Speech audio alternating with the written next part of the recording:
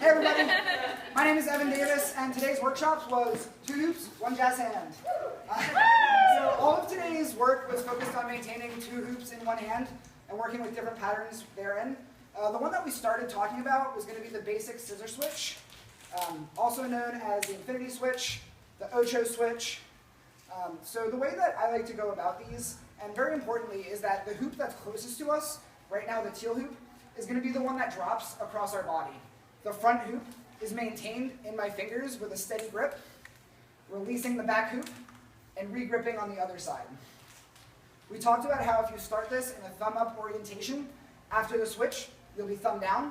You can do that same switch, either thumb-up or thumb-down orientation. Either is fine. The most important thing to remember is that the hoop closer to your body is going to be the one that drops. The reason we talked about this is that if we do it with the hoop in front dropping, it has the ability to fall off, where if it's in the back, we create a wall with our thumb and our other hoop to create a little cage for that hoop to drop through. Next, we talked about a few variations of the scissor switch.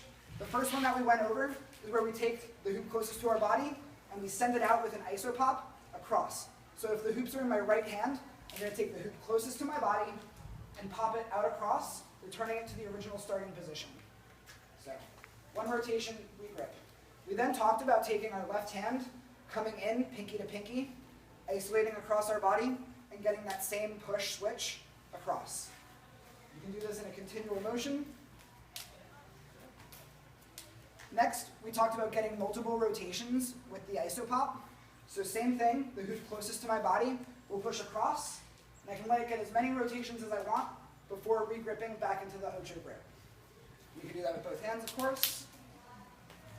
One thing that I didn't really talk about, but I'm just going to toss in here real quick, is that you can do that same pop and also use your thumb muscle to break it back in the other direction. I use the muscle right down here after I send it across to push it back and do that same re-grip into that starting position. Next, we talked about behind the back fountain. So the starting position for this will be thumb up. The hoop closest to my body is going to come up and back. And then we're going to pass thumb to thumb on top. And that same hoop closest to my body will come for a pop down on the other side, returning to thumb at the back of the waist. Up spin, pass, switch, back to thumbs. So it's thumb to thumb on both of the switching between the hands. And the hoop closest to our body is the one that does the switch. Next, we moved on to ocho hand rolls. The starting position for this was going to be palm facing down, and the hoop in front is going to be the one that we let go of on top. So starting with our isolation, moving from 6 o'clock, we're coming up clockwise, and I release around 12 o'clock, and re-grip on the other side of the hoop. It's a very similar hand switch to what you do with a 1 hoop isolation, where we let go on top, roll our hand underneath, and re-grip on the other side of the hoop. To do that again with 2, come up, let go, and re-grip on the other side. One thing that really helped me with practicing this was having the 1 hoop dangle and practicing balancing the other one. It gives me more time to re-grip when we get to the other side. Lastly, we finished up the workshop with an anti-spin variation of that same hand roll.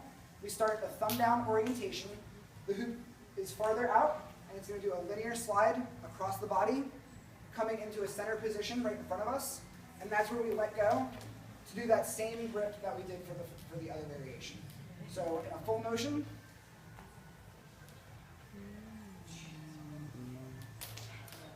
Thank you guys for coming.